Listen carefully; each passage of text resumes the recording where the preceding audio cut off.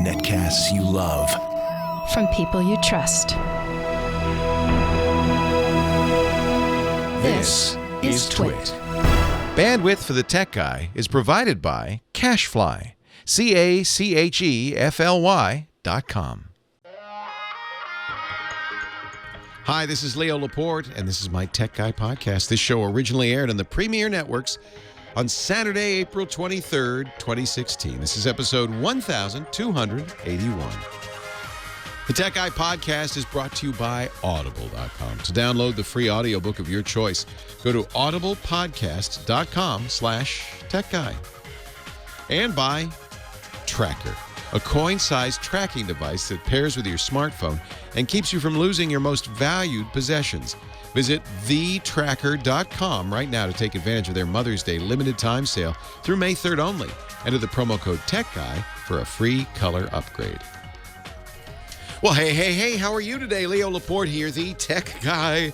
Time to talk computers and the internet and home theater and digital photography and smartphones and smart watches, all that jazz. 8888 Ask Leo, that's the number. 888-827-5536. That's toll free from anywhere in the U.S. or Canada, outside of that area.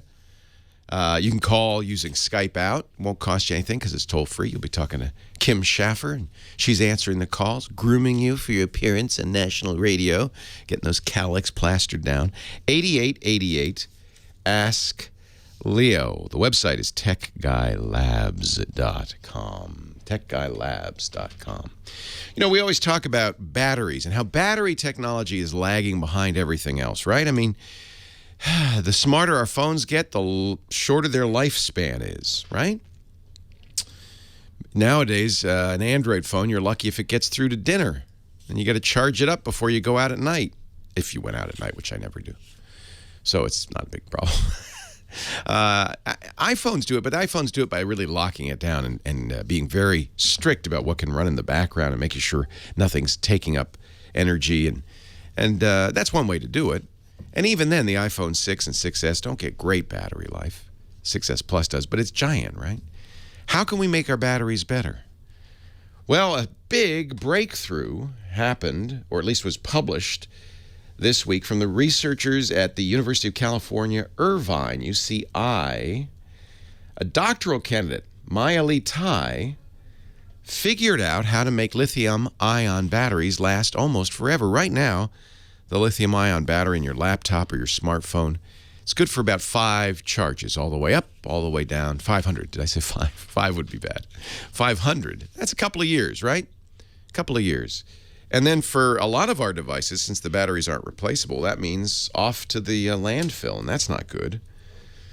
Well, pre-doc Lee Tai solved the problem. See, the problem is, I didn't realize this, but there are nanowires, really thin wires, thousands of times thinner than a human hair, that are the conductors in these lithium-ion batteries, but they're fragile and they don't hold up well to charging and discharging. It turns out it's the wires that break after 500 cycles.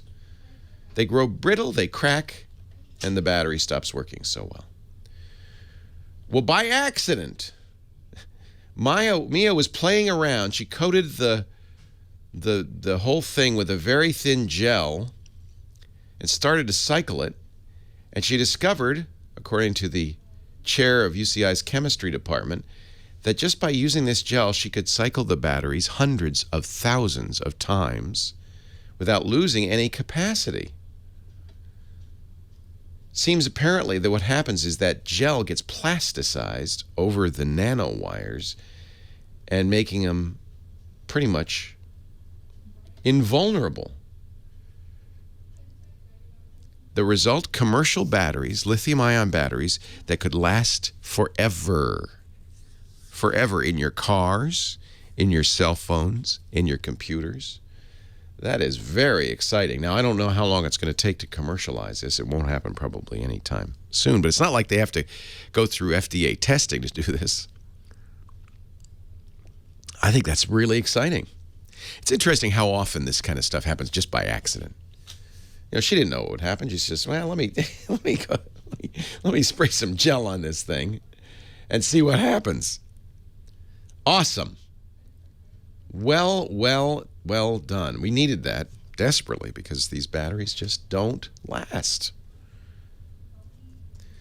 So that's really good news. We've been waiting for a breakthrough like this for some time. Doesn't improve capacity, but at least it eliminates one of the negatives of lithium-ion batteries. They just stop working after a while. Now you can charge them up and down forever. Did you know, this surprised me, I didn't know this, that the Uber driver, when you drive on Uber, doesn't get a tip. I thought that was built in. In fact, Uber really kind of wanted you to think that was built in. That they say, oh, no need to tip and all that. And I always I don't know why, it was dumb of me. Did you assume that? I did. No, they aren't getting tipped. And Uber, which could do what Lyft has done, Lyft has a little button that says tip the driver. What do you want to give them? 10, 15, 20%? What do you want to give them? Most of the taxi cab apps I've used do that. Uber doesn't. And Uber says, that's too bad. We pay them $15 to $20 an hour, and then they have to pay for their own gas and rent the car. And it's not a really good. And oh, by the way, Uber takes a 20% cut. That's not a great living. Tip your Uber driver. Tip your Uber driver. And Uber, for crying out loud. That's terrible. Add that feature. Add it. Big stock tumble for Google. I don't really pay much attention to the stock market because what we're talking about on this show is how technology changes our lives, how you can use it, what technologies you should, learn about and use and buy, what you shouldn't, what technologies are hype.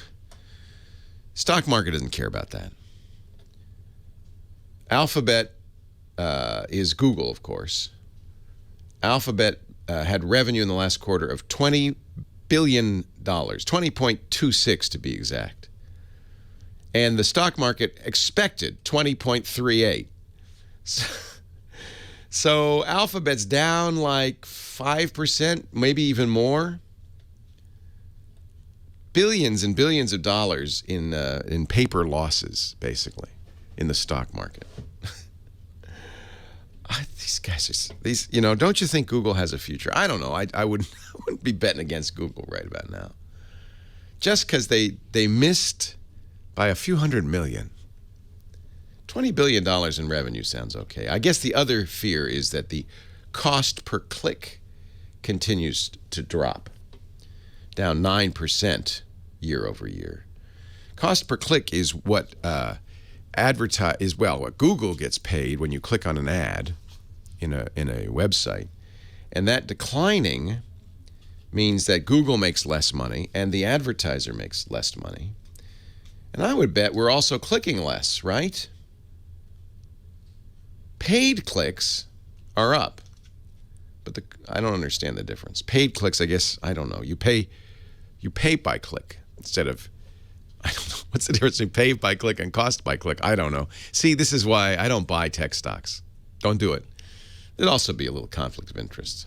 That would be a bad thing for me to do. And if you've ever wondered why your Congress critter doesn't really seem to understand technology too well, well, now we know. In 1999, they fired the Office of Technology, what was it, OTA, assessment, I guess the A was. Budget cuts.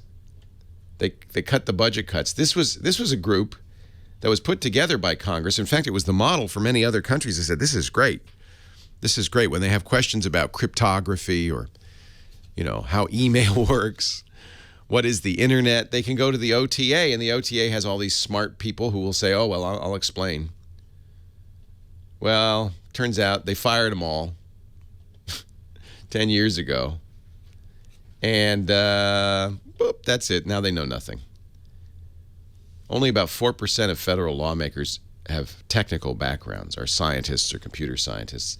The rest just don't get it. And no wonder they try to pass bills like the Burr-Feinstein bill, which says no matter what, an American company is required by law, actually any company doing business in America is required by law to hand over the data. No such thing as encryption, just hand it over. This law is by all experts viewed as cuckoo. But there was no OTA to tell them. Sorry. 8888 Ask Leo. Let's go to... oh, and by the way, the FBI, they cracked that phone in New Jersey. So never mind again, Apple. Another false alarm. Let's go to the phones. Let's take your calls. Let's talk high-tech. Leo Laporte, the tech guy. 8888 Ask Leo. Call me.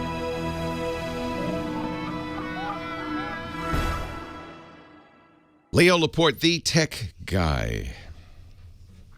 8888 Ask Leo. That's the phone number. And there she is, ladies and gentlemen, the lovely and talented Kim Schaffer answering the phone calls. You're not at the parade today. I keep missing the parade. You know Every year I miss the parade. Okay, the parade starts in 40 minutes. People are saying, what parade? Parade starts in 40 minutes. You can run out and watch the parade for an hour, and I'll take whatever calls we have. Just cold call like last week. Yeah. No, seriously, go on out. Enjoy the parade. It's just one block over. I know. It is here we are. We're in beautiful Northern California, a little tiny, teeny-weeny town called Petaluma. And Petaluma 100 years ago was the chicken and egg capital of the world. This is where all the eggs came from. And then more recently, it's a big dairy town because there's a lot, there's a lot of fields around us, so there's a lot of cows. So every year we have a parade. We call it the Butter and Eggs Day Parade. And today's Butter and Eggs Day. It is. And they do all sorts of fun things, make giant omelets in the town square. There's the cutest little chicken town contest where parents humiliate their small children by dressing them up as chickens. There's 87 contestants this year. Yeah, well, there's nothing like a child dressed as a chicken. They're cute. They're really very really cute. Put a smile on one's face.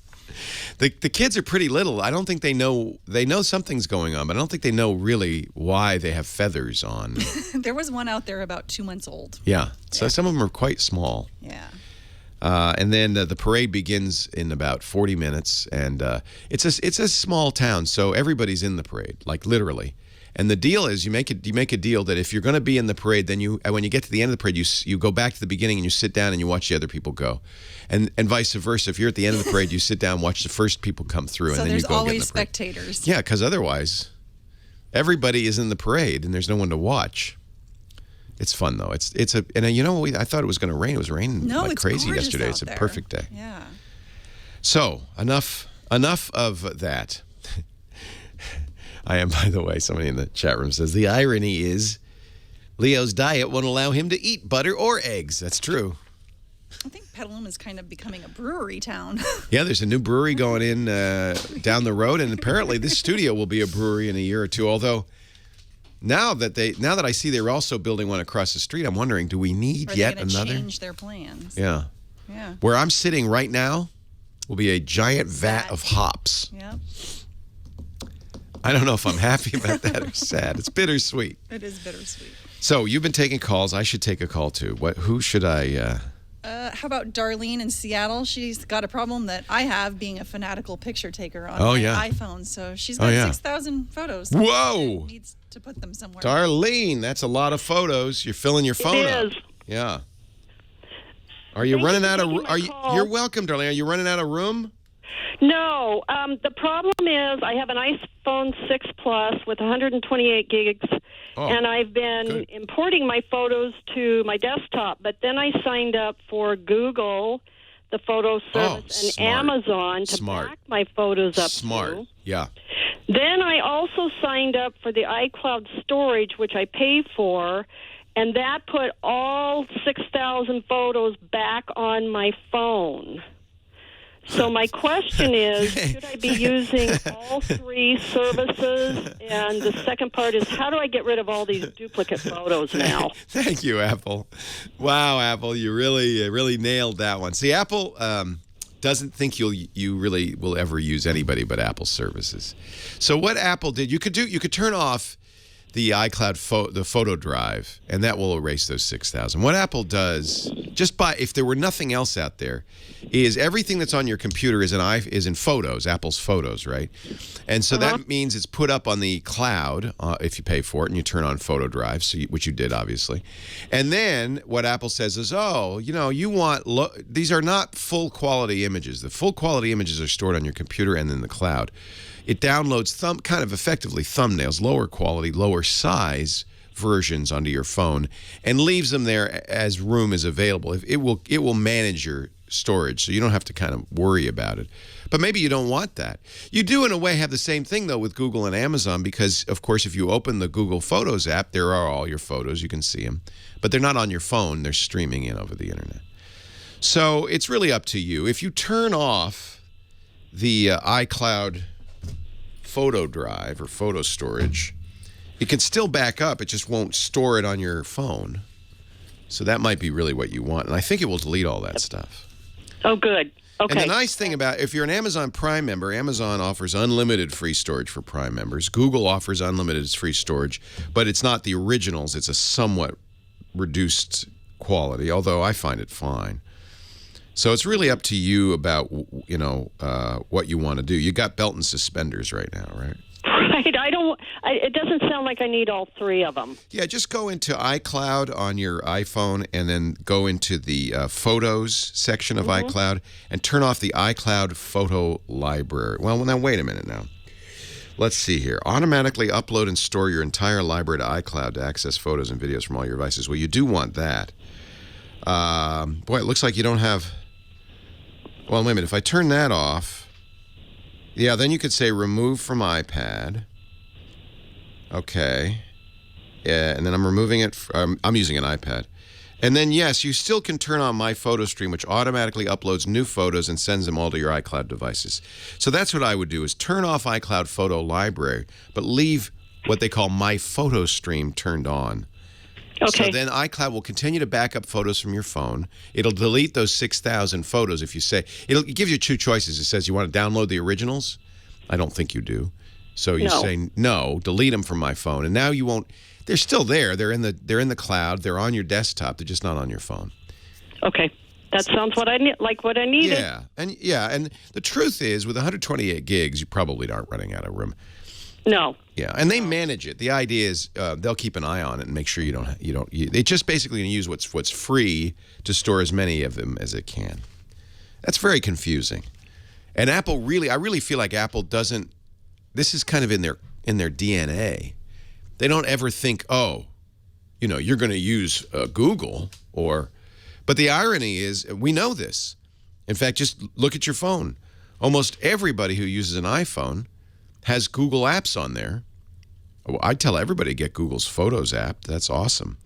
And you probably have Google Maps in addition to Apple Maps, Google Search. You might have Play Music on there. Some of the best apps for iOS are written by Google. And why wouldn't you use them? They're free. But Apple likes purity. That's why I use Android, because I don't like purity. I like impurity. I want a variety of stuff. But I think you're doing the right thing. Microsoft's OneDrive, Flickr is another one, gives you a free terabyte of storage. Might as well have backups. I mean, as long as you're not going crazy. And you shouldn't get duplicates. I don't think you'll have duplicates. I think not. 8888 Ask Leo. Back to the phones in a bit, but first, Scott Wilkinson, our home theater guru.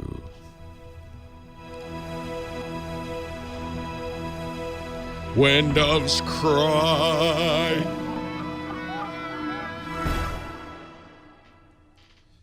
Here he is, our visionary home theater guru, Mr. Scott Wilkinson, joins us every week. We missed you last week, but you were at the NAB show, the National Association of Broadcasters annual event in Las Vegas.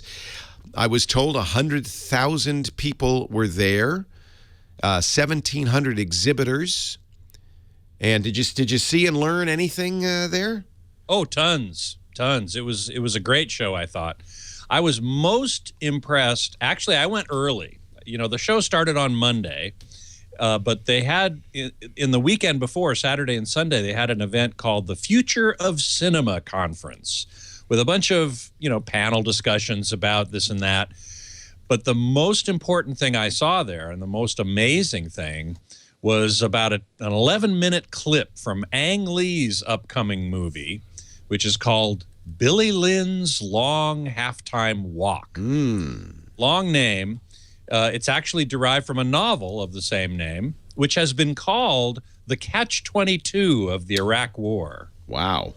Yeah, I think the story is quite amazing, and the way Ang Lee filmed it is also equally amazing. What we saw, what he did was he shot the thing in native 3D. So he put two Sony F65, their top-of-the-line cinema cameras, next to each other on a 3D rig and shot everything in 3D, as he did with Life of Pi.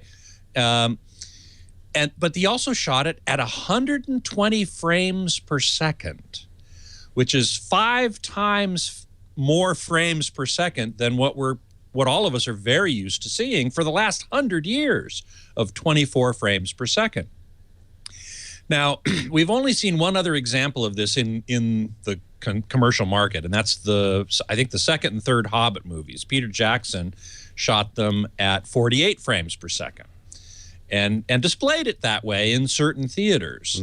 But this is another thing altogether. This is 120 frames per second. 3D, super bright. Even through the 3D glasses, we were getting 8 times the brightness of what you normally see in a 3D cinema. Thank goodness, because that's one of the negatives, one of many negatives. Yeah, it is. It is. This was really astonishing. It's the story is of an Iraq War army unit that saw lots of hard action in Iraq, and they suffered all sorts of traumas. They come back to the U.S. to a hero's welcome, and they're featured at a halftime show of a Dallas Cowboys football game.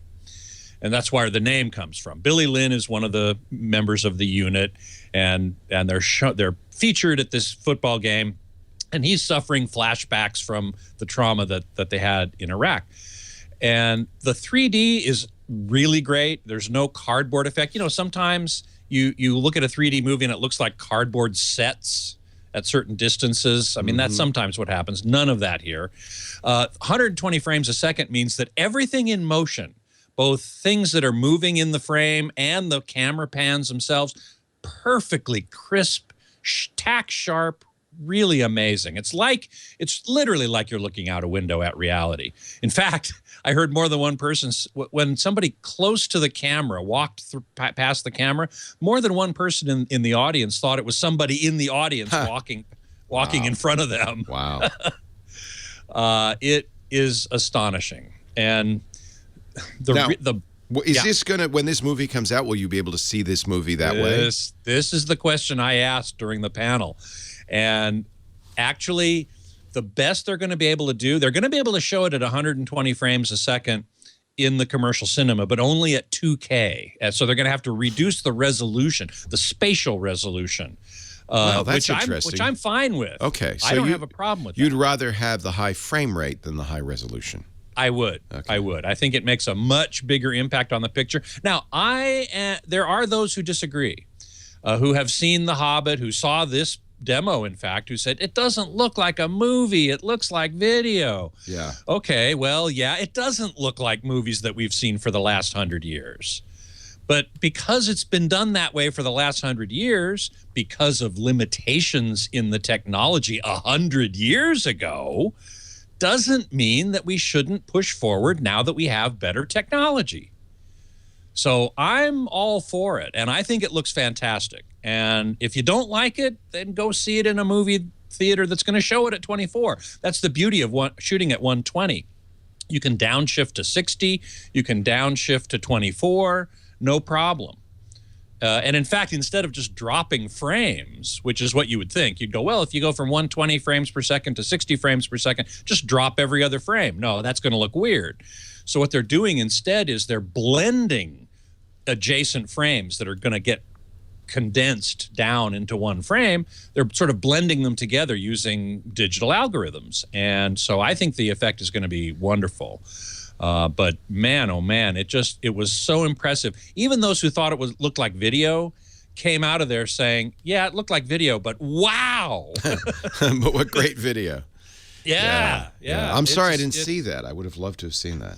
I think I would have loved for you to have seen it too. Yeah. People waited like half an hour to an hour in line to go see that thing because where they were showing it was only in like about 70 seats in a conference room, and they had set up these 2 Christie projectors which can do exactly that: 4K, 3D, 120 frames a second. the super bright. The data for that 11-minute clip occupied 10 terabytes. Wow.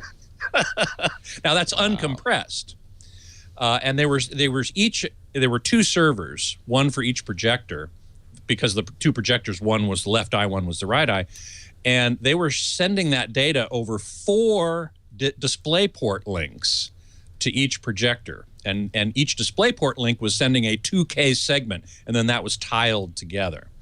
So it was a very sophisticated situation. And those two projectors are meant for theme parks and simulators and visualization. They don't have the digital cinema protections or security that are required, that the studios require in commercial cinemas. So that's why we won't see it in movie theaters. Now, what I'm hoping is that they make some special arrangement in certain markets like LA, New York, places like that, where they might put those projectors into a special venue.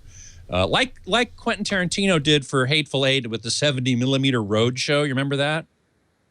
Yeah. It's funny because I was talking to somebody at NAB who worked on that film. He's actually a sound editor, Matthew Wood from Skywalker Ranch. Oh, yeah. It was a great interview. They had to shoot that. Those are all vintage cameras, those 70-millimeter cameras. Nobody's making new ones, so it's like shooting it with antiques. Yes, yes. There are a few J.J. Abrams shot on 70-millimeter, the new Star Wars. Quentin Tarantino continues to shoot on film. There are a few people who really prefer film, but nobody's making the cameras anymore. Nor the projectors. They had to bring a bunch of projectors out of mothballs to do that 70-millimeter road show. That's hysterical. Yeah, yeah. So this is at the other end of the spectrum. This is pushing the technology to its current limits. This Ang Lee film, but I can't wait to see it, man. I think it's just going to be awesome.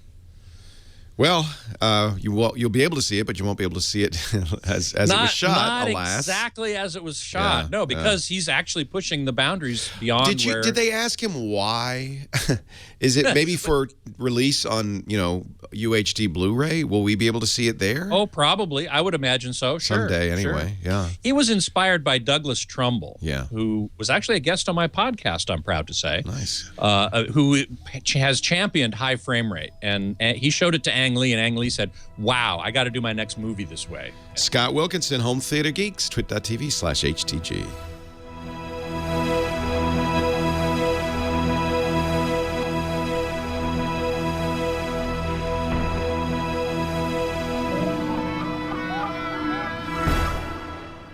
Okay. Yeah, one of the things Matthew said was that those cameras are so noisy that they have to loop most of the dialogue because you can hear the chattering of the film over the I hadn't thought of that, but sure. Yeah, he said that that's the only negative on that. That's hilarious. And he's a sound editor, so he would know. Yes, he knows. He says, I really like doing looping, so he's the one who gets to bring the actors in against their will and make them re-record all their dialogue. Friendly Manitoba in the chat room. That's what people said about in films added sound then color. It's too different. Any major shift in technology and so on is going to cause a lot of people to pause and say, wait, it's different. It's not what I'm used to. And that's true. But technology marches on, and I, for one, am all for seeing what the boundaries can be, where we can actually go with it. And I think what I saw from this 11-minute clip was really something, really something. And I really hope that they can. I asked, it also wasn't in high dynamic range. We didn't talk about that. And I asked him about that too. I said, what are you doing with high dynamic range? He said, well, we shot it in high dynamic range. We protected the footage for that. But these projectors aren't capable of doing it. However, at the Christie booth, which, Leo, you didn't get to see either, I think, right? He may have gone to take a break, and I don't blame him. But in the Christie booth, we did see high dynamic range that was stunning. Beautiful. And so if he puts out a version in high dynamic range for Dolby Cinema, presumably, because that's the only way you can see it in a commercial cinema, then we're going to see something really special. Oh, man. On the other hand, it might in fact look too real. It might look too real. And there are quite a few war scenes, right? Battle scenes in Iraq. I mean, that's partly where the movie takes place. And one reason I left, I walked out of The Revenant, was because the Dolby Vision high dynamic range made it look too real. And all that blood, I just couldn't tolerate it. And so I had to leave. I hope that's not the case here. I really do, because I want to see the movie. The shots in the Dallas Cowboys Stadium were just wow. One thing I didn't mention in the segment is that 120 frames per second is so clear that he decided that the actors can't wear makeup. They did not wear makeup. They had to go through a weeks-long diet regimen to make sure their skin was clear, because you can see that they're wearing makeup. It's amazing. Really, really amazing. Friendly Manitoba, when they shoot in 3D, do they have 3 cameras, 2 on the outside for the 3D and 1 inside for 2D? No, they don't. They use 2 cameras, and if they're going to do 2D, they'll take, usually I think the left image, but it could be the left or the right. They just take one of them, and that's the 2D version. Yeah, Twisted Mister. Problem I have with this is that most people are just fine with highly compressed streaming video, and Blu-ray is dying. Well, you know, I think certainly streaming is on the ascendancy, and Blu-ray, physical media, is not. But we have this new format now, Ultra HD Blu-ray, and, you know, hopefully that will inject some life into the physical media market, because it is better than Blu-ray. And it will give you Ultra HD. It'll give you high dynamic range, and most of the titles out there are. At the moment, it isn't high frame rate, but that's just because the content is. You're going to stick around, right? Yeah, you bet. Leo Laporte, the tech guy, 8888. Ask Leo. Terry on the line from Apple Valley, California. You're our next caller. Hi, Terry. Hi, how are you, Leo? I'm great. You helped me back in October of 2014. I got my very first smartphone. You recommended the Note 4. I love it. Yay. And now I need to get a tablet. I'm in public relations. I go to a lot of meetings. I'm going to an animal care expo next month, and I don't want to haul my laptop. I want something, though, with the keyboard. Yeah. But I don't want to pay the price of, like, Of the Apple. You know, the iPad Pro is such a nice combination, but it is expensive. In fact, by the time you put it together, which is, it starts at $600, not $500, and then you add the $150 keyboard, and, you know, and that put a decent amount of memory in it, you're up to $1,000. You could get a very nice laptop for half that. Right. So on the other hand, this is definitely the champagne of tablets. It's priced like Veuve Clicquot too. I mean, it is very. It works really nicely. So what could we replace it with? Well, I guess a Samsung. They make very good Android-based tablets, and they're less expensive. The Samsung Galaxy Tab. What is it? S2, I think it starts at $400, $300 or $400. Okay. And now keyboard, I don't know if they have dedicated keyboards like Apple does. I think you just use, but you could use any Bluetooth keyboard, so you can get a small portable keyboard. So you want to bring it kind of as a laptop? Yeah, I go to a lot of meetings, even in just my normal activity, and trying to take notes on my Note 4 is a little difficult at times. I mean, it's good for small things, but if I'm taking a lot of notes, plus the other thing is I don't always want to have to fire up my laptop and bring it in to another room just to look at my email, just if I need to do something on the internet. So I want that flexibility of something small that I can carry with me. That makes a lot of sense. In fact, this I'm not pushing you towards the iPad. I'm just talking about my use case. The small 9.7-inch iPad Pro with its dedicated keyboard that Apple makes fits in my my backpack. I carry it with me at all times. It's kind of become my, like, I'm just going to keep this around all the time computer. Okay. So I agree with your use case. Let's just put it that way. Okay. I think if you want to save money, though, you're going to go with Samsung. Okay, but I want something that's going to be good quality. If you think the iPad Pro is the best. I may. Oh yeah, there's no question. They're in variety of software, integration of the keyboard. The screen, we're starting to see people like DisplayMate look at and this is the little iPad Pro, the iPad Pro Junior. DisplayMate said this is an exceptional screen, the best they've ever made. And one of the things it does that the big iPad doesn't even do, no iPad does, and no tablet to my knowledge does, is it adjusts the color of the screen to match the color of the room. So, yeah, it does some really smart things. I have to say, as expensive as this is, and it's Apple, so it's way expensive. Yes. I almost said way overpriced. Is it overpriced? I don't know. But it is awfully expensive. On the other hand, the good news is this will last you. This is actually the problem Apple faces, is nobody's buying a new iPad because their old ones work just fine. And this is called the iPad Pro Junior? No, they don't have a name for it. There's just two models of the iPad Pro. There's the big 12-inch and then the 10-inch, which is the standard, the old iPad Air size. And this just came out. The 10-inch is the one you're talking about? Yeah, I think the big one, well, you could go to an Apple store and look. I feel like the big one is too big. It's really kind of looks like a tray, a serving tray. It's very large. Okay. Whereas this is the size we're used to with iPads. I find it's big enough. The keyboard is quite good. And frankly, I use it for email. I use it for a lot of stuff. It's got, by the way, they put the camera in here. There's the same camera on the iPhone 6s. So it's a good, finally they put a decent camera on an iPad. So I feel like this is a really interesting tool. It's not, Apple sells it as a laptop replacement. It isn't. It is exactly as you described it, in my opinion, which is for those times you don't want to bring an iPad with you. Right. Right. And then the other one to look at is the S2, the Galaxy Tab S2. Okay. It's less expensive. I think that they start at $360, which is considerably less.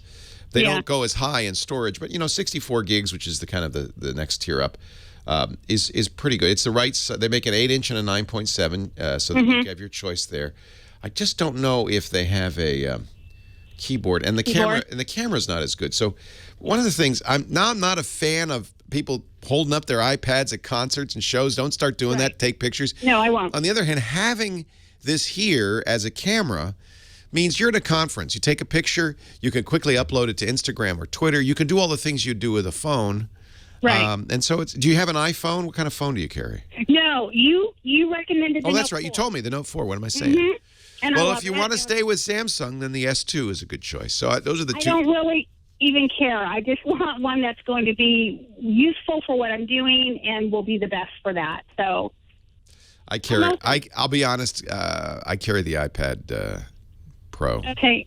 And can I'm doing, can I do documents on there? Like if I'm taking notes, what am I doing it on a Word or what am I doing it on? So they have a variety of noting apps. I like Notability, which allows you to use the pen. If you pay another $100, the Apple tax, you can handwrite notes, which is actually kind of cool for quick and dirty, but you can also type notes. That's a good one. Notability is one. I also use Editorial. You Hollywood types might like Editorial because it supports screenplay notation as well as to-do list and markup. So you can write posts for your blog or write your next $1 million screenplay on this thing. So that's pretty cool. That's another good one. Editorial. That's for text, typing only. Notability supports pen and audio, which is kind of neat. So those are a couple of good ones. There's lots of good note-taking apps.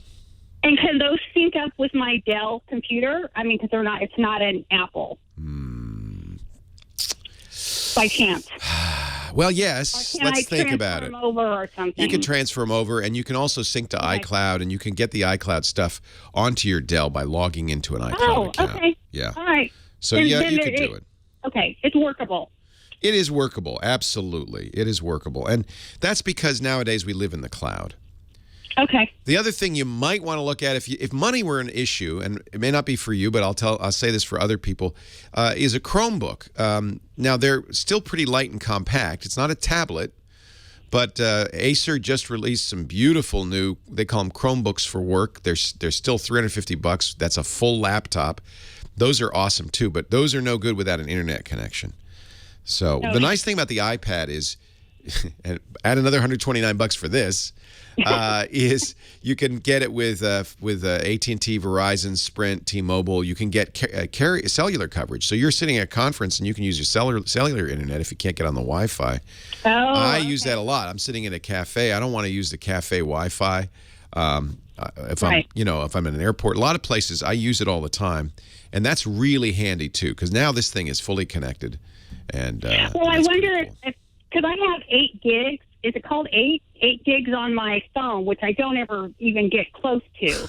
No, if you start using it for pictures and more stuff, you have more than 8 gigs on your phone. I don't even think they made it. Is it 8 gigs? Well, what are the whatever I think it is. the minimum is 32 for the Note 4. I'll have to go back. And then you could put an SD card. You're talking maybe about RAM or storage? Well, my data, whatever my data plan Oh, the is. data. Oh, yeah. 8 gigs is a lot. Yes, I share it with my daughter. We barely do one. Yeah, you'll never use that up. No, 8 gigs is tons. So I wonder if I did it with Verizon, if I did this on top of that, I wonder. You could add it. I think Verizon would charge you a surcharge, but you could add it. Oh, then that works. Yeah. You might even go to Verizon and see if they'll give you a deal.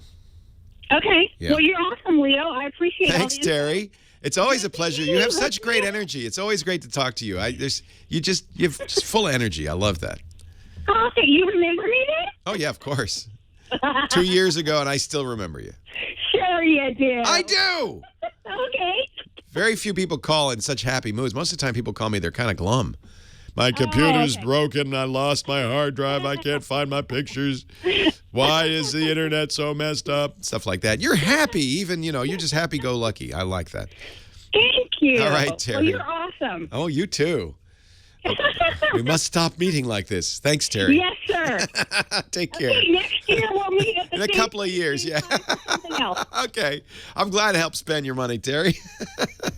I did too. This boy, with what I just described, the pen, the keyboard, the iPad, and then the 4G or LTE service. This is $1,000 device. And that's, Apple, that's way too much. You want to know why you're not selling more iPads? That really, even if people want it, it's just too high. They're going to turn their back and say, I can't justify it. Leo Laporte, the tech guy.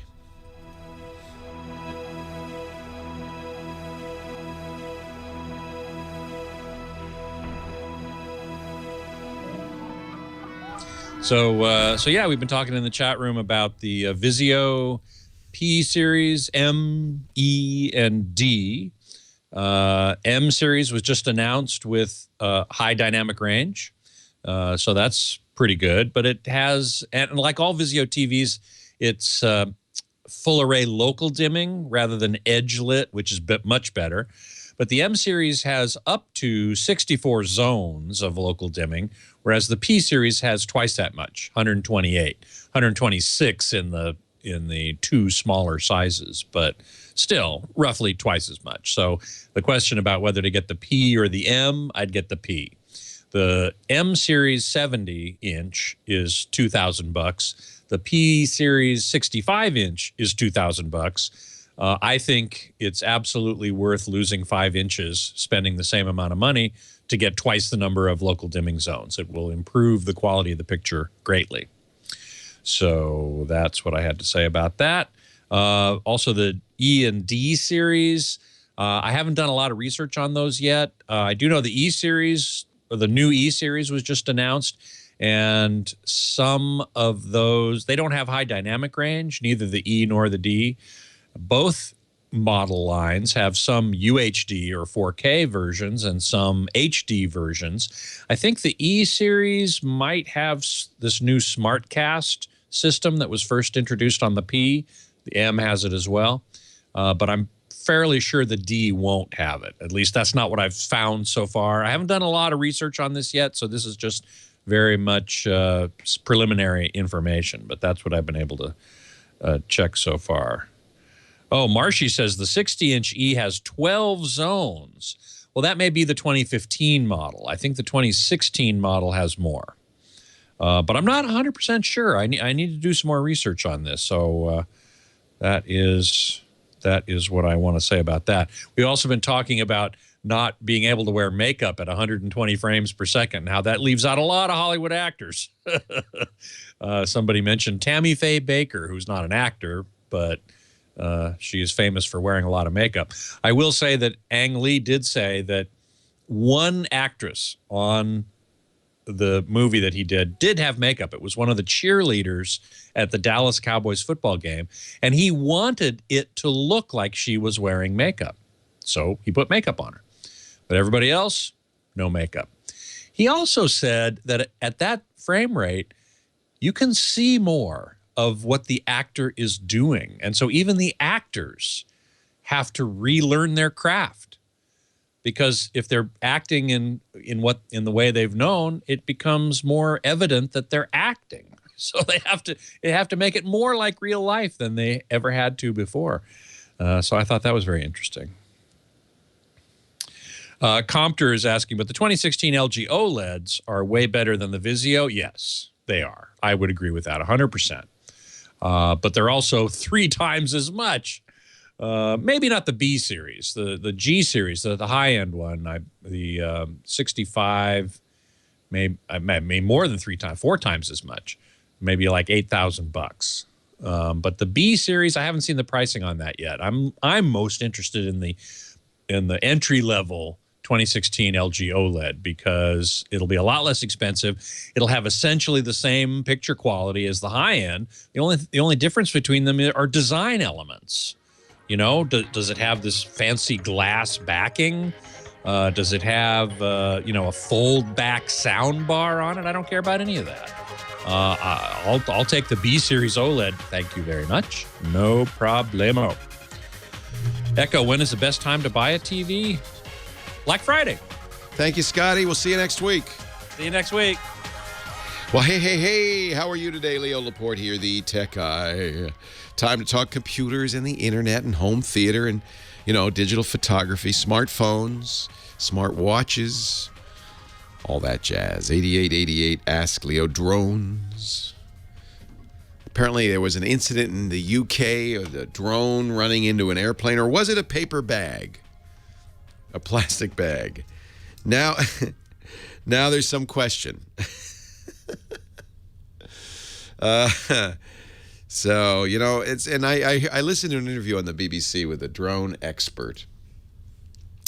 And the interviewer said, well, how are drones different from remote control planes? We've had those for years, And the guy said, well, there is no difference, by the way. Well, the difference is the people flying drones are uncouth heathens. And the people, that's basically what he said. Well, remote control aircraft users are in clubs and they have rules, and why these drone users are anarchists. I think it's a little overblown, isn't it? New technology always seems to do that. It scares people. We don't understand it. I don't think drone users are any less or more prone to misbehavior than remote aircraft folks. Drones are cooler. Police are investigating a pilot's claim his plane was struck by a drone as it approached Heathrow Airport. The plane landed safely. No one has been arrested, and now maybe it might have been a plastic bag. Oh, dear. It is easier to fly a drone because the drones nowadays, these drones, they do a lot, themselves. They auto level, they'll hover, even if you don't do anything. Although they're not that easy. I got the Parrot AR Bebop drone, $500, highly praised for the ease with which you can fly it. It is cool. You fly it from your iPhone or your iPad. You press a button, it goes up. That's it, and it hovers. I could do that. The minute I did anything else, boom, I crashed it and damaged it, and I haven't been able to fly it since. One flight. Had a drone before that. I was told, oh, Leo, don't start with the expensive drones. Start with the cheap drones. So I got one of those quadcopters from Syma, S-Y-M-A. You find them on Amazon, $40. And you get what you pay for. I'll be honest with you. These don't, they're not as easy to fly. Got it all set up, trimmed, everything so it would balance. Pressed a button. It went up. Tried to get it to go down. It wouldn't go down. Kept going up. Disappeared into the clouds like a helium balloon. I never saw it again. First flight. So my experience with drones is, despite the promise that these are easy to fly, they aren't that easy. You got to practice. You got to learn. They're perhaps easier than a remote control aircraft, perhaps. Maybe, but maybe not. Maybe I'm just a doofus. I don't know. Tony in Oklahoma, Leo Laporte, the tech guy. Hi, Tony. Hey, Leo, how are you? I'm great. How you? Good. Okay, here's my situation. I'm an over-the-road truck driver. I have the Note 5, which, I took the note on your advice. Beautiful obviously. phone, isn't it? Gorgeous phone. It's great. But I want to watch TV on I have a 19-inch TV for the truck, and all it has is an HDMI port. How can I connect the Note 5 to the TV? I believe Samsung sells an HDMI connector for that. You need it's obviously a special cable, because the only thing out of the Note 5 is a micro USB port. Another way to do it would be to get a Chromecast. We don't have there's no Wi-Fi in the truck, so I've looked into that. Yeah, right. So you want to use the 3G or 4G on the phone. I use that for, we have Sprint unlimited data. Yeah, which, as a truck driver is phenomenal. Nice. 50 gig a month, easy. Nice. Really? Use that much? Wow. Yeah, that much. That's our whole entertainment. We watch TV on it all the time. But we want to watch as we're laying in the bunk on a TV. How do I get from one to the other? You know what? I'm going to correct myself, because I think they dropped this on the Note 5. We were able to do it on earlier versions of the Note. You would get a special MHL adapter. And now I'm looking, and it looks like that's something they stopped. Oh, thank you. They stopped doing on the Note 5. Wow, that's disappointing. So drop down to maybe a Note 4.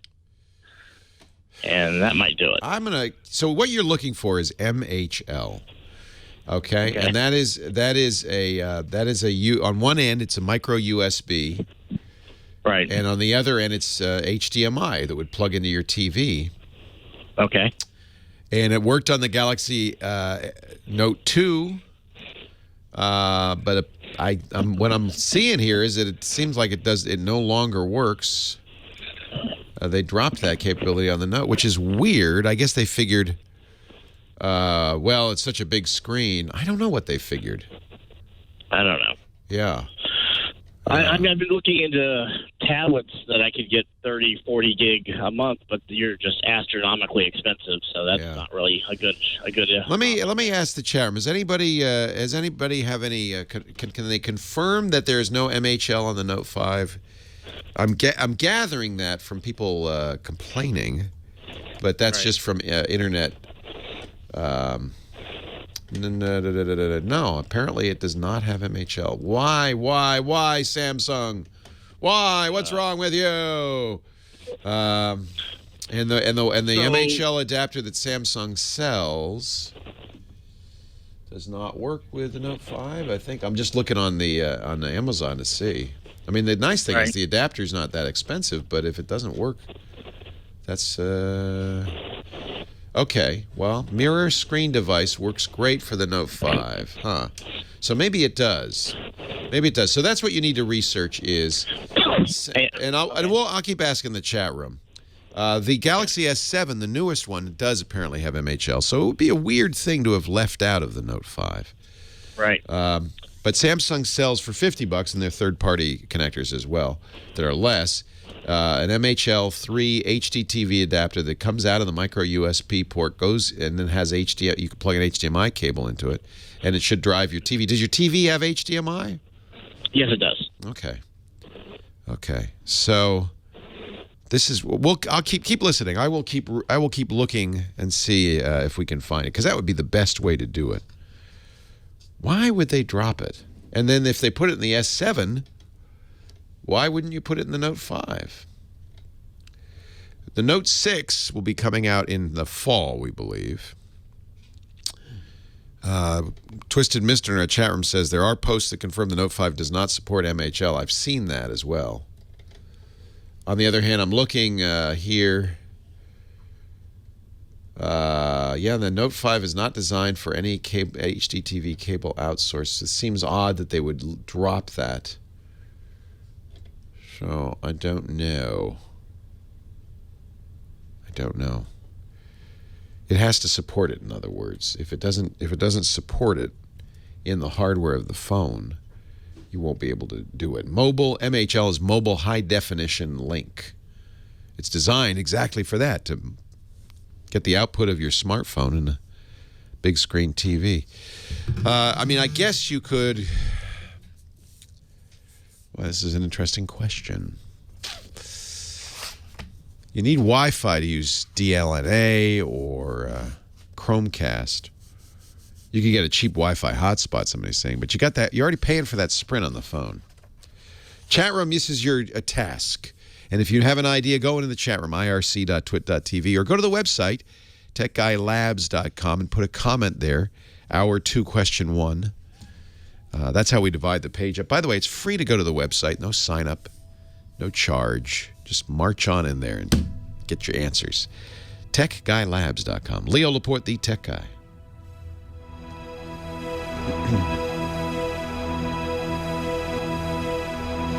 So apparently the new Chromecasts will mirror. So you don't need Wi-Fi. This is an update. Let's see here.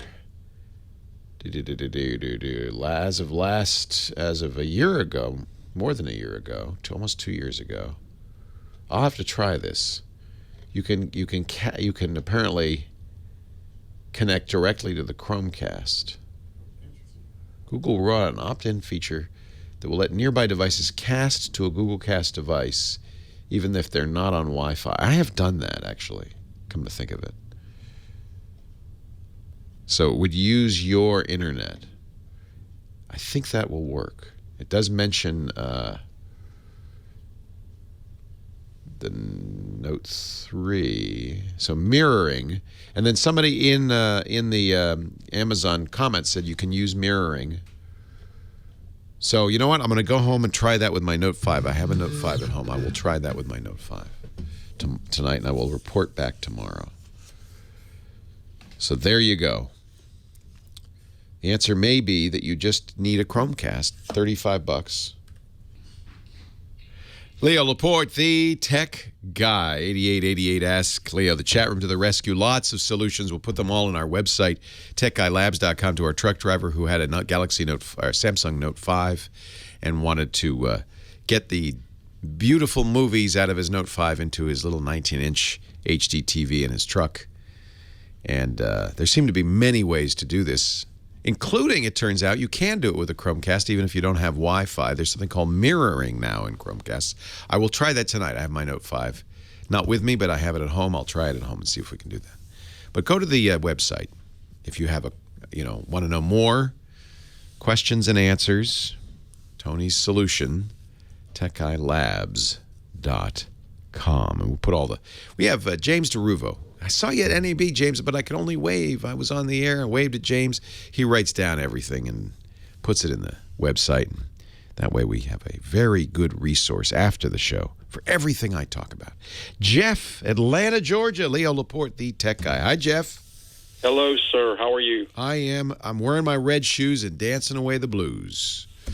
Hey, I want to just kind of piggyback on what the earlier caller was asking about. What do you think about something called Sony digital paper? It hasn't caught on yet here in America, I don't think, but attorneys use it to take notes, and it's... Is it a tablet? It's very, very, very low power. It'll last, they say it'll last, I think, 2 weeks. So if I can even get 3 days out of it without charging. So it looks like it's using e-ink. This is really interesting. The problem with e-ink is its latency. I have never used this. In fact, you're the first person I've heard about it from. So this is new to me. It does look like in the video that Sony has on their website, it does look like it can keep up with your handwriting. That would be question number 1. Very interesting. Let's just see how much. You can buy it in the U.S. at B&H for $800 for a 13-inch tablet. They're pitching it to lawyers, and I guess lawyers do a lot of writing. You also have to have a special stylus.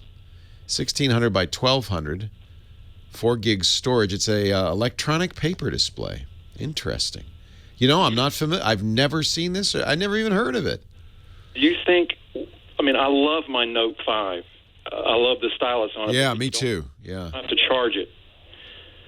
So I'm hoping that this one you don't have to charge the stylus, but the Note 5. I mean, I'm a salesman, and you know, people call and I call them, and I just don't want to juggle back and forth between you know, to be able to do that. But the Note 5, I'm sorry, the battery just will not last on it. No, it won't. It really won't, and that's kind of why I abandoned it. I was very disappointed. Samsung seems to have licked that with the Galaxy S7. It has much better battery life than its older sibling, the S6, and I'm hoping that they'll do the same with the Note 6, which should be out this fall. Because you got to get through the day for me. I need 16 hours of battery life. I'm not even going to consider a phone. And maybe somebody, you know, that you work with there, I don't know, maybe can review this thing. I might have to buy myself one. It looks like it's really made for business. It supports Citrix ShareFile, so you can, you know, it's got a cloud connection. You can put your notes up on a screen by sharing it to a PC. Really interesting. And you can always have it on. You know, yeah. What I hate about the Note is, you know, you got to log on. You got to, you know, you enter your password, and by that time, you know, your train of thought's lost. Right. I wonder if anybody listening has used it and can give us a review. It's a lot of money for me to spend just to review it, but I'm tempted. Boy, it's thin too. It is. Yeah. It is 6.8 millimeters. It's thinner than almost anything I've seen. So I kind of call it a Kindle in reverse. Yeah. Yeah. You can put books on it. You can. Okay. I mean, it's kind of big for a Kindle because 13 inches, but it's perfect for. It's like a yellow pad, basically. Yeah. Wow, I'm very intrigued by all this. Maybe somebody in the chat room, or maybe somebody on Tech Guy Labs can kind of. We got to get somebody reviewing this thing. Maybe I'll just have to get one and give you a review. I appreciate it. Thanks a lot. Hey, thanks for the call. Anybody know? Has anybody used it? It's the Sony digital paper. I had never heard of this, and I don't know why Sony doesn't talk about it.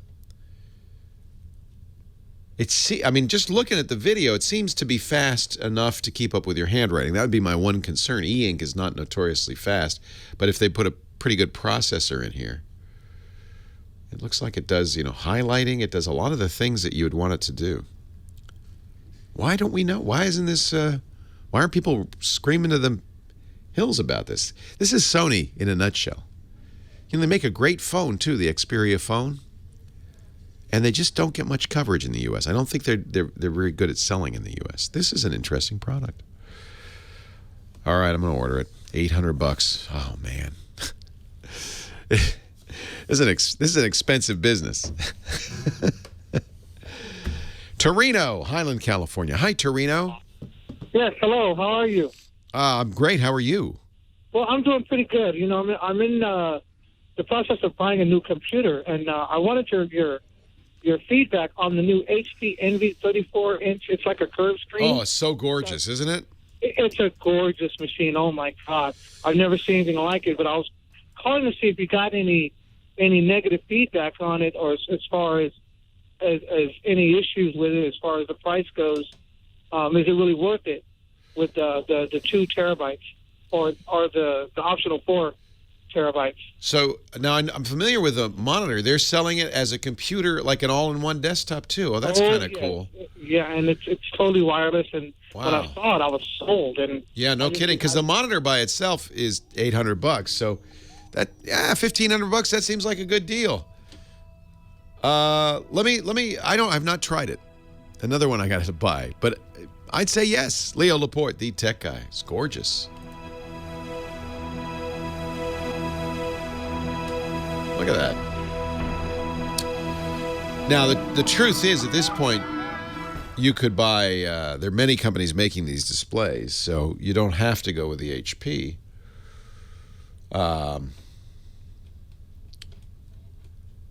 But, wow.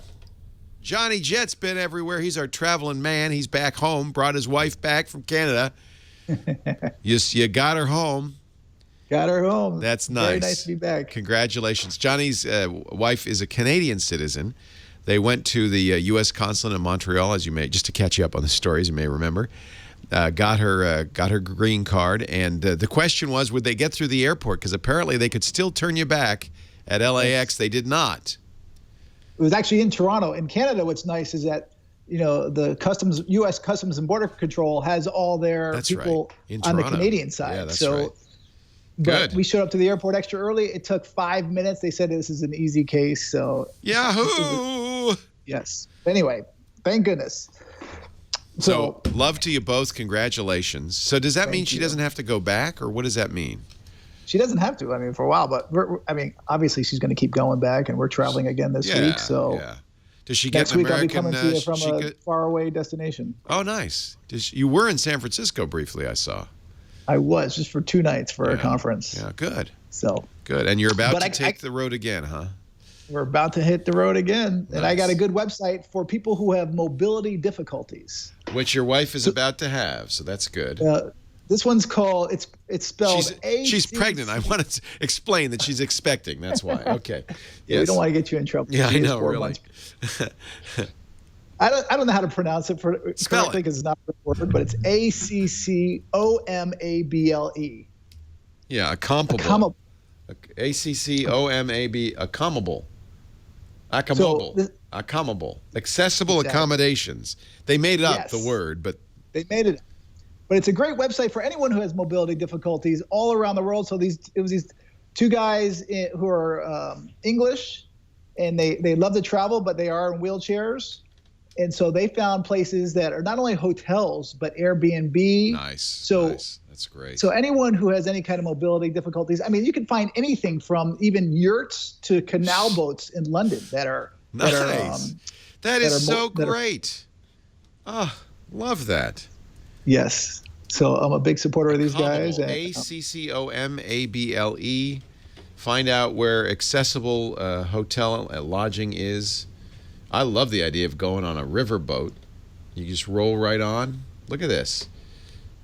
Oh, man. Self-drive 7-berth holiday canal boat. The Madam Butterfly. And it's accessible. Isn't that awesome? Well, and I love their slogan is to enable anyone to go anywhere. Yeah. Right on. Which is awesome. One of my buddies, was in a car accident. He's paralyzed, and he's driven across country 8 times. I've never driven across country once. Good for him. Wow. And he goes all over. So I mean, it's amazing, and I just think this is great for everybody. Very good. And now your app of the week. So this one's called Flyover Country. Have you heard of this one? No. That's what people mockingly call everything that's not the big cities in the middle.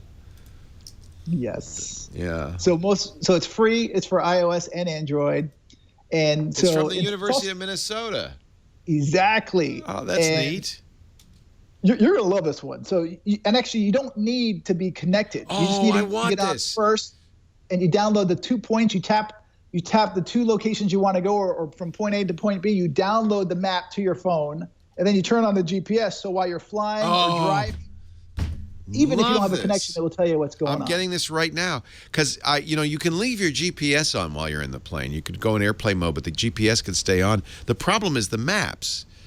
And I always want to know, well, where are we? This is kind of neat because it has geoscience built in, so you can see geologic features as well as geographic features. I got to tell my dad about this. He's a geologist. Awesome. He will love I thought you would like this one. Oh, neat. It's a National Science Foundation funded mobile app for geoscience outreach and data discovery. Know what you're flying over. Yeah, I was reading this snarky column by a flight attendant the other day saying 10 questions not to ask us. And one of them was, where are we flying over? They have no idea. Hey, how would they know? Yeah, but still, before the maps came out, I used to always ask the flight attendant to ask the captain. You just say, hey, by the way, can you ask the captain where we're She knows. The captain would know. For sure. I mean, I hope. These days, planes should all have... if the captain says, I have no idea where we are, then worry. Well, looks like we're over a mountain.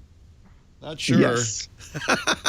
No, I always want to do this. In fact, I've tried, like pre-downloading the maps with the Here maps, the Nokia Here maps, which by the way are being discontinued.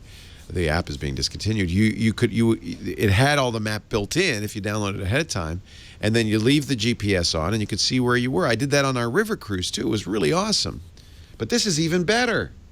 Is it only the U.S.? North America, but soon to be worldwide. No, because it was working in Canada. Yeah, North America. So just North America. Soon to be worldwide. Right. Oh, I just downloaded it. It's on my phone now already. You're the man. So I got a couple tips for you if we got time. We do. So one last week, Alaska Airlines. They bought Virgin America, and they were all over the news or all over Facebook because someone created this really good-looking scam saying that Alaska Airlines was giving away free tickets, which is you had to forward it. So listen. I got so many of these forwards. Do not fall for these scams. You look like a fool to all your friends. The airlines are not going to give you free tickets. So don't ever participate in this. And they're just putting spyware on your computer when you click the link. Yeah. Terrible. Don't fall for it. You'd be surprised how many people do. Well, it seems reasonable, and who doesn't want free tickets? But like most con games almost always play on your greed.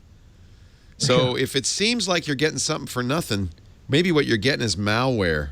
Think about it. Yeah, you're giving them something.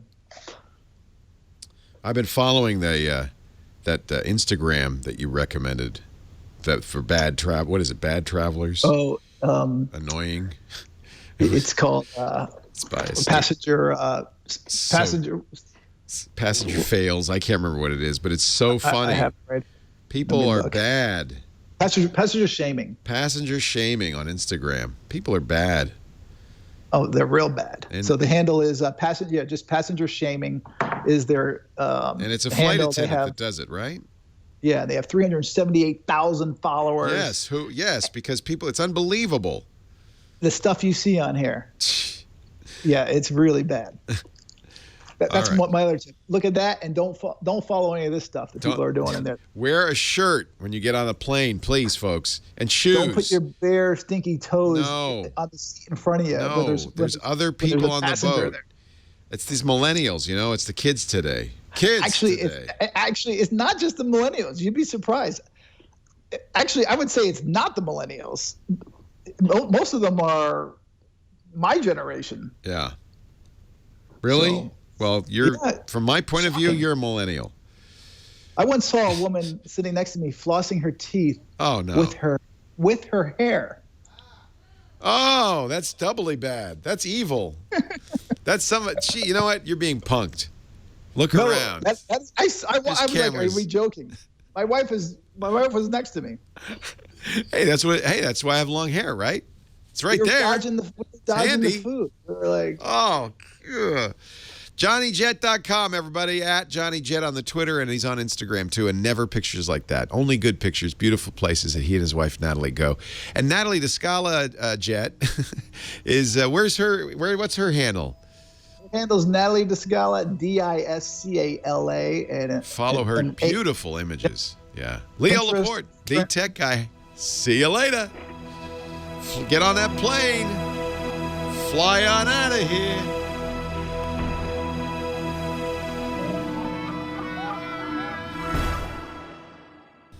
Leo Laporte, the tech guy, 8888. Ask Leo. Moving on to Stephen in San Diego, California. Hi, Stephen. Hi, Leo. What's up? I thought it was a Motorola, but I have an older Nokia phone. It's 2G, and they're telling me it's not going to be supported as of December. Oh, dear. What kind of Nokia is it? One of the old candy bars. Wow. So you've been hanging on to the past. Well, I couldn't complain. It was a prepaid phone, and I got the service for $1 a day and 10 cents a minute. Yeah, good deal. And the thing is, you were using it as a phone, I guess. These things now that we carry around are not phones. Phones are very secondary. These things are computers in our pockets. Yes, which is where my question came in. Okay.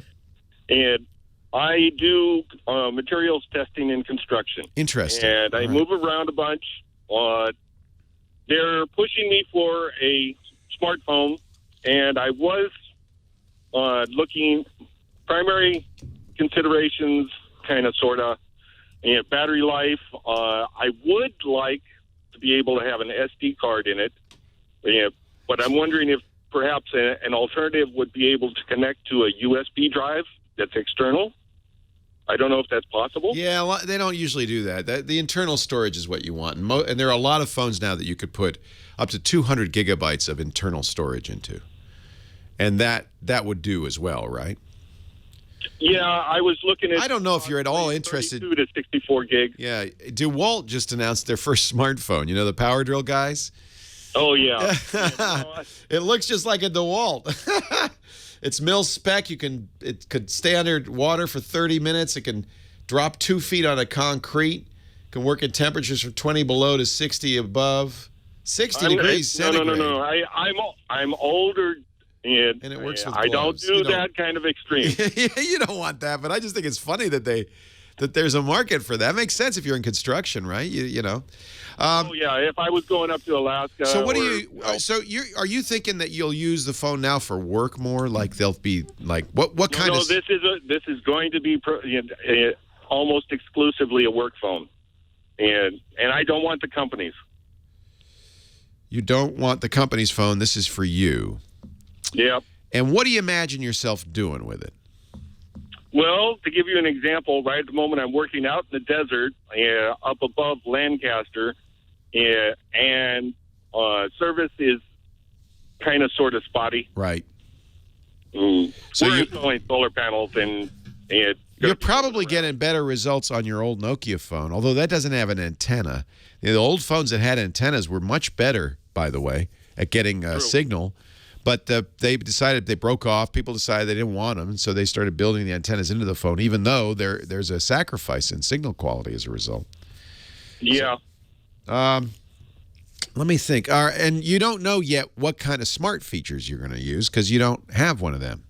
Do you bring a laptop with you? I have a laptop, and I have a Galaxy Tab S10.5. Oh, well, then you do know a little bit, because think of the Galaxy Tab as just a giant smartphone. Right. So a lot of the things, do you take pictures with it? Yes. So you'd want good camera. Yes. Because that you could use for work, you know. You could take pictures of issues and so forth. Cracks in the concrete. You'd probably want to be able to take notes on the thing? Definitely. Part of the reason why I was thinking about the external USB connection or internal storage is that I have to reference specifications and such. Double check what I'm thinking, verify. So you want to download all those documents. Are they PDFs? Yes, they are. Yeah. But you want to be able to read them. I'm thinking the Samsung Note 5, which has a stylus. You can actually do handwritten notes. You can draw pictures. As a very, very good camera. It's a big screen. It's 5.5 inches, so there's actually 5.7. So there's a lot of space on there.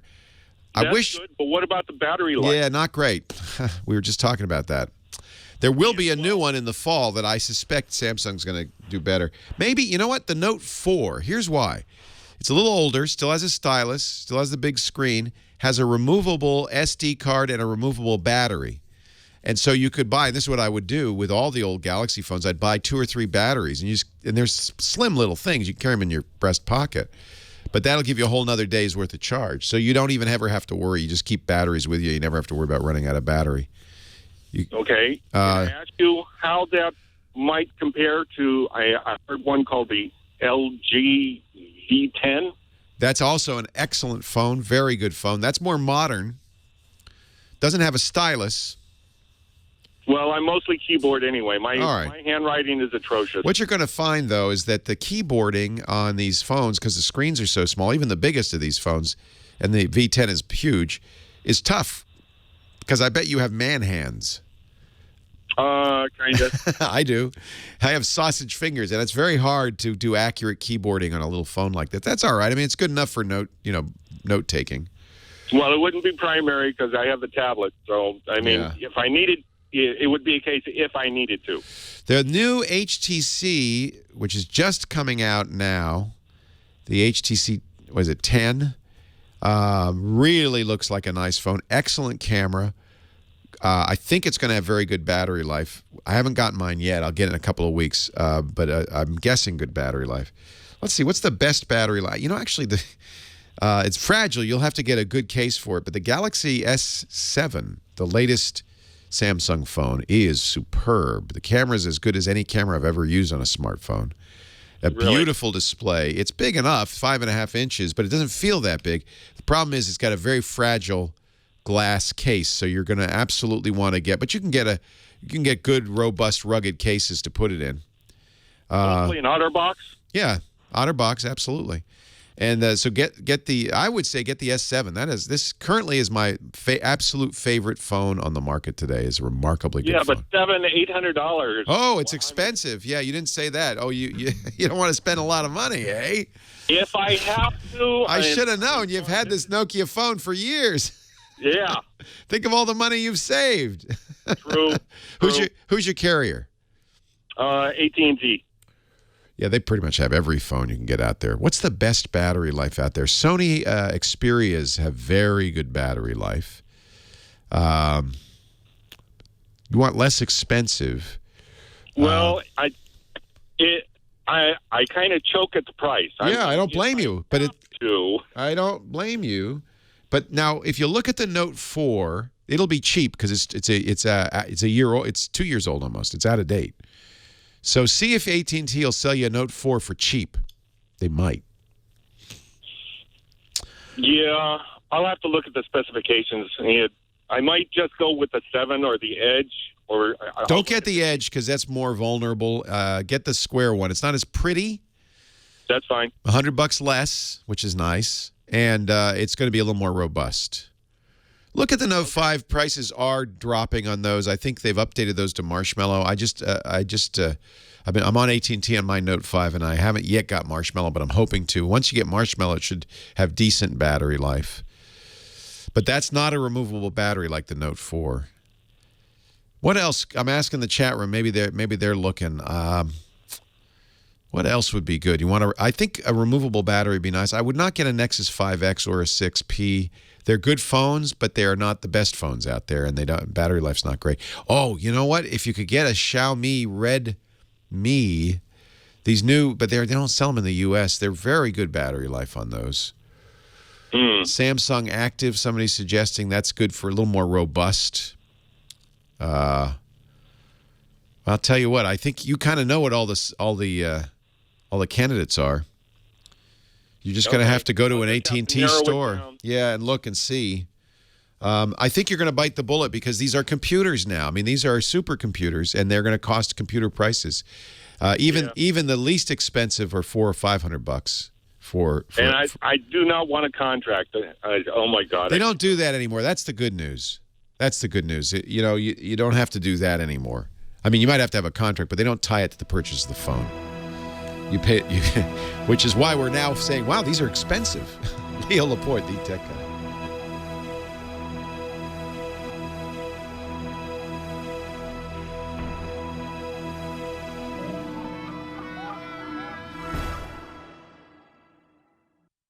Our show today brought to you by Audible.com. I walked in today, and even though I wasn't in a car, I listened to my Audible books right off my phone. One headphone. I want to hear those cars coming at me. But I love my audiobooks. In fact, I'm always looking for another reason to listen to audiobooks from Audible.com. The world's largest audiobook store. By the way, more than 180,000 now. 180,000 books, performances, radio shows. Pick from them, and I'll tell you what, I'm going to get you one free so you can try it out.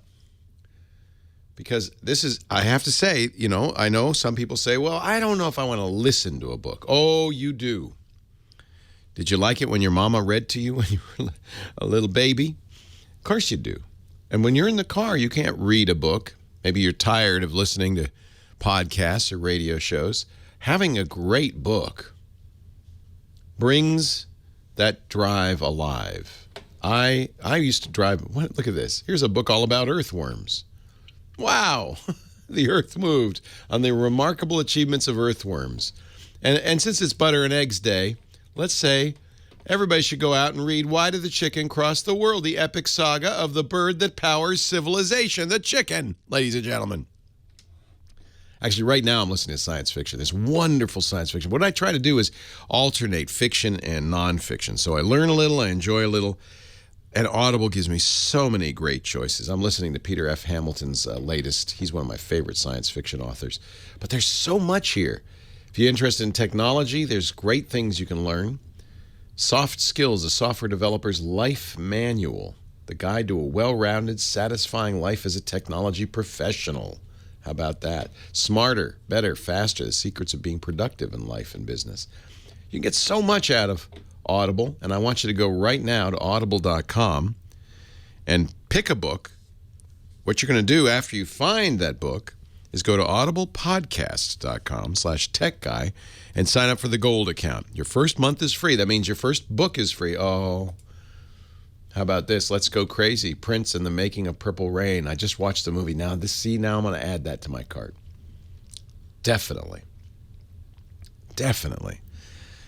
audiblepodcast.com/techguy. Your first one is free. I do listen to a lot of rock and roll biographies and histories and autobiographies. I just find that stuff fascinating.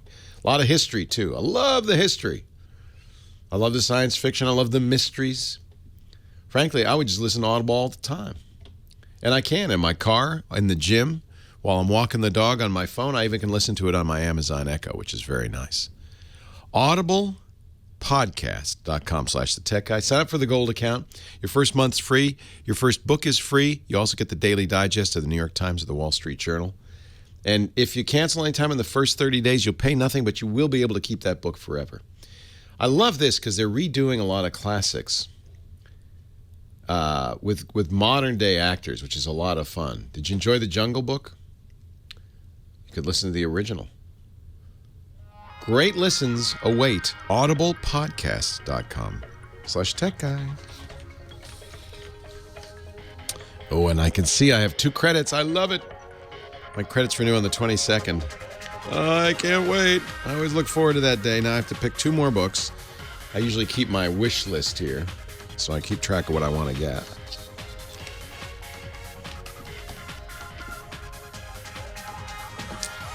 Well, hey. How are you today? Leo Laporte here, the tech guy. We are talking tech. We are talking computers and the internet. We're talking home theater, digital photography, smartphones.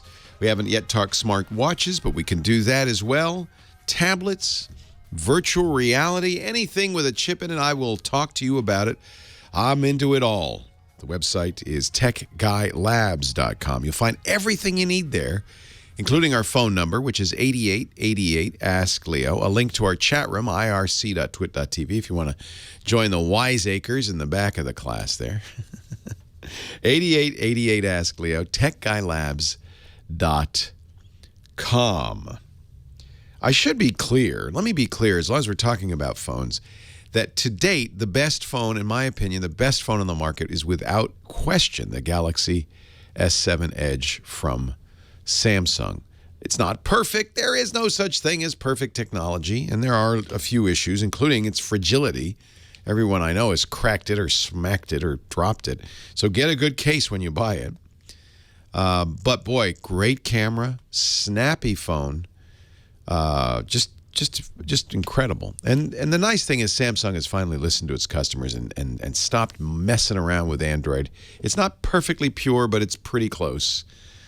And it's great battery life, great screen. Samsung easily has the best screens out there. They make the Super AMOLED screens that they use in their phones and tablets, and so they really kind of have cornered the market. There is a rumor that Apple's made a deal with them, not for this year, but for next year, to start putting OLED screens on their iPhones.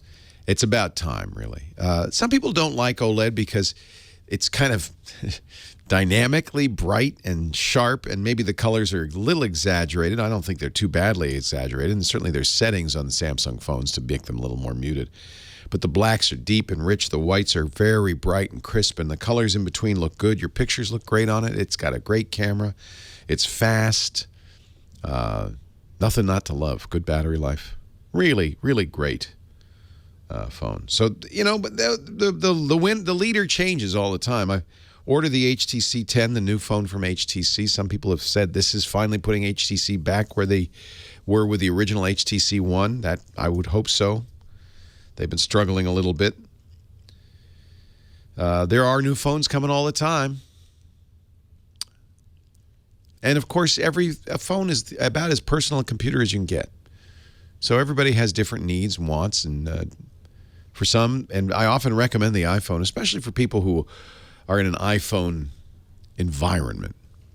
I asked my son who's in college, does anybody not have an iPhone that you know? Now, I have to admit, he's in a school where the kids are fairly middle class, fairly affluent. They all have iPhones. They all have iPhones. Breaks my heart. I sent him an Android phone. He'd lost his iPhone. I sent him an Android phone. He was in Spain. And he didn't want it. He said, no, don't you have an iPhone? He said, my old iPhone 4 is in my closet. Could you send me that? He would rather use a 4-year-old iPhone than a brand new Android phone. But, all his friends use it. And one of the reasons he wants an iPhone is because when they group message with Apple's messages, that only works with iPhones. If you're an Android user, that's why I think one of the reasons all the kids are using it. If you're an Android user, you're left out. You're a little green bubble, and they all blue bubbles. Dennis, Valencia, California. Leo Laporte, the tech guy. Hi, Dennis. Hi, Leo. How are you? I am well. How are you? I'm excellent, and thank you for taking my call. So, 15 years ago, I was really big into computer flight simulator games.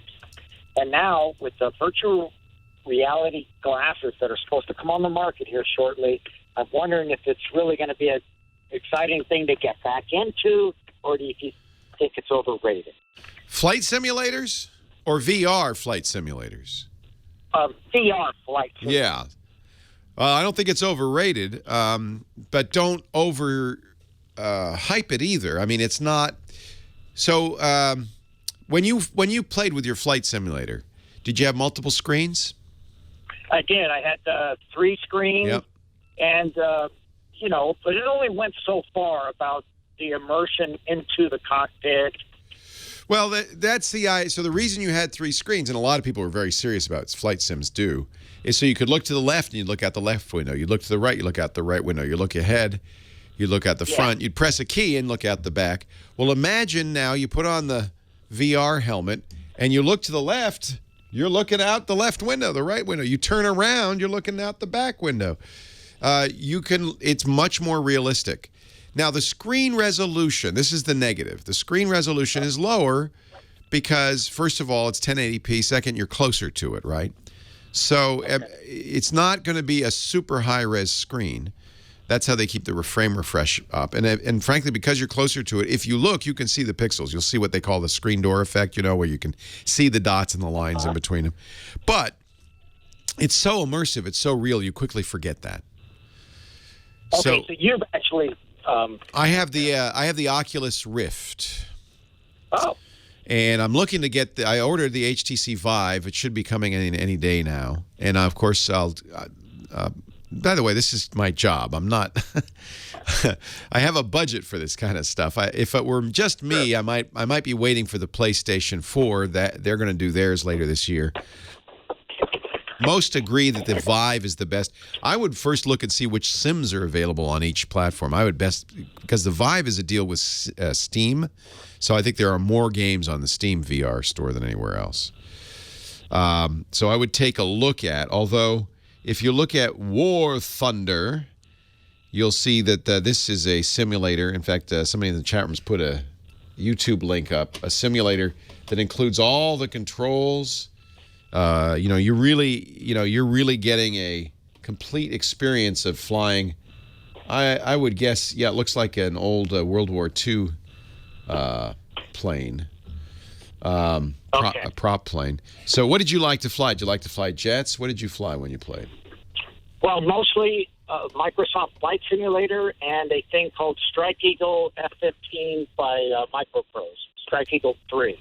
This is, I have to say, I mean, because it is a World War II vintage plane, I mean, the controls are not exactly as fancy, but look at that video because it is very, very realistic. And it's probably as close. I mean, let me put it this way. When I put the Oculus Rift on and I stand on the edge of a building, I get a little bit queasy, like I could fall off. It's that realistic. You quickly forget the lower res. Now, you will be spending a lot of money to do this, probably at least $1,500, because your PC is undoubtedly not powerful enough. You need to have a very high-end graphics card in there, a 970 or better. And then you're going to buy the VR gear itself. That's $600. Now, the Oculus does not yet have the hand controls, but that's okay because if you're doing a flight simulator, you probably have a yoke or something like that anyway, right? Exactly. Yeah, so that's not as much of a negative. It is for other games. The Vive does have hand controls. I have to say, this is a pretty impressive simulator I'm looking at. I have not tried flight sims, but even if I had, I was never a flight sim guy, so I don't know how it would be. I think people who are really into flight sims are pretty excited about the potential that these VR helmets represent. So you spent a lot of money in the old days on the 3-screen setup? Yeah. You were serious about it? Now, generally speaking, if you're going to play games, would you use the VR headset as opposed to just a computer monitor? Yeah, not for all games. But there is something magical about being immersed in a game. And movies, too. It is not hype. I guess that's the question you're asking me. Is it hype? It is not hype. Yeah. It is awesome. Okay, so it is very, very realistic. It's an amazing experience. It's expensive. It's early days. It will get better. Might be worth waiting. But you don't sound like the type to wait. Leo Laporte, the tech guy. It's pretty impressive if you look at this this footage. And this is pretty impressive. So that was a P-38, I guess. I don't know what this is. So these are vintage combat aircraft, although this one looked like a Cessna or something. He is. Leo Laporte, the tech guy. They do come and go. 8888 Ask Leo. Yeah, I'm pretty bullish on VR, which is those helmets that you put on. I wasn't convinced early days because people got a little nauseated with the helmets on, and I wasn't. They're very expensive, but I've become a believer. Using it on a good computer with some of the new software really is amazing. It's very, very immersive. Having said that, I'm not like running there. I have only maybe logged half an hour on it or an hour since we got it a couple of weeks ago. But I notice a lot of other people in the studio spending a lot of time on there, so I can't always get in and use it. And I think augmented reality, I've mentioned this before, is really the future. They'll be like sunglasses that you wear, but they'll impose additional information on the real world around you. And I think that is going to be very interesting for gaming, but also as a user interface. I am kind of interested. That's what weighs off. It's hard to do, turns out. AJ, LA, Leo Laporte, the tech guy. Hi, AJ. Hey, how you doing, Leo? Long-time listener, first-time caller. Thanks for calling.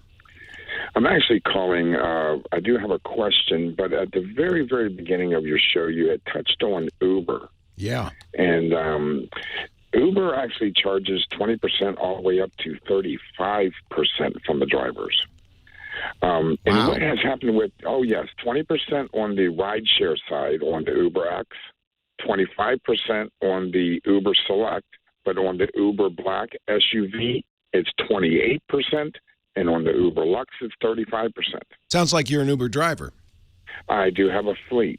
And you have a fleet. Wow. Yes. Let me ask you about that tipping thing then, because I feel really bad. I've been using Uber, and I just thought that they built in a tip. They don't. It was, okay. That's okay. This isn't about not being tipped. The tip has always been included up until 2 days ago when they settled. There was a 20% gratuity added to every single trip from Uber's conception. Oh, so I'm not wrong. They were doing that.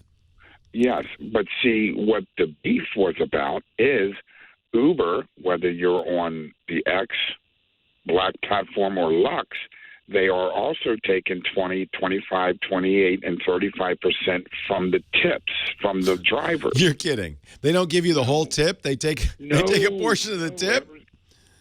That's right. So even though you have your fare and 20% gratuity is added to it, Uber is still taking a percentage of that. And now after the consent decree where they were being sued because Uber treats its drivers as contract employees, and some states wanted them to be treated as actual employees. Uber will still have them as contract employees, but they did pay a fairly hefty fine. Not hefty for Uber, which has got a lot of money in its pocket. Well, it is a lot of money. Remember, Uber's only valued at that company. Yeah, they don't. They actually don't make money, do they? Well, put it this way: like last year, the year before, they actually made like $245 million. Okay, all right. But their valuation of the company is that high because of the amount of investors they have, which they is raised liquid. They raised a lot of money. Right, but also because that's what they're saying. This is what someone would pay for it. But if someone actually paid $68 billion for Uber, and in 50 years they would never ever get their money back. No, that's a whole. I will sometime explain this whole funding thing, this venture capital thing, because it's gotten worse and worse from the point of view of the companies. And now I'm also a rider in Uber. I travel, or if I love Uber. I love it. I love riding in it anyway. I'm not. I want to make sure the drivers aren't being exploited. Well, not anymore. They're not. Now tips are not included. Yeah. Drivers can put signs on their seats or in the cars saying tips are not required, but they are appreciated. They're not included. They're not required, but they are appreciated. And what that is going to do, it's going to upset the Uber rider who does not even read the news or know anything about this. Right. Okay. To where now the Uber rider, when they are done the trip and they rate the driver, it is now going to lower the driver's rating because Uber does not explain to the rider how the rating system works. I know. And riders might be a little concerned if they don't tip the driver, they're going to get a bad rating because the driver rates the rider. No, it doesn't matter, Leo. It doesn't matter what you rate a rider. I've seen riders with 1-star average. And people still pick them up. And, well, you have a choice now. Now Uber cannot reprimand you or deactivate you for not picking them up. Like, for instance, I do not allow any of my cars to pick up a rider who is under a 4.5 average. No, I wouldn't either. I don't blame you. That's right. Because you got to wonder where they got that rating from. Exactly. Now, also, on the same sense, Leo, okay, you have to understand that Uber Black Platform and Up are professional limousine companies. Right. Okay. Right. We know how to rate a rider. Uber X drivers who are getting paid $1.18 a mile, they're doing a trip for $4. They're already disgruntled.